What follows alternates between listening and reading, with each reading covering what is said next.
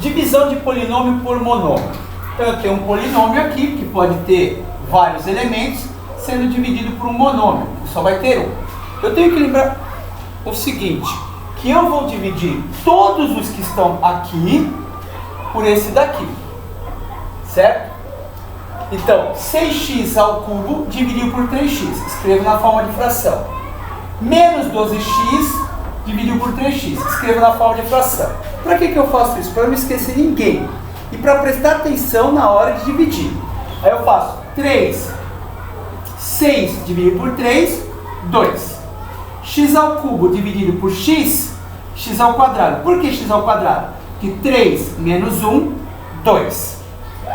Menos 12 dividido por 3, 4. X dividido por x, eu tenho assim. X dividido por x é x elevado a 0. Porque aqui é 1 e é 1. Qualquer coisa elevada a 0 é igual a 1. Então, eles somem. Né? Você simplifica.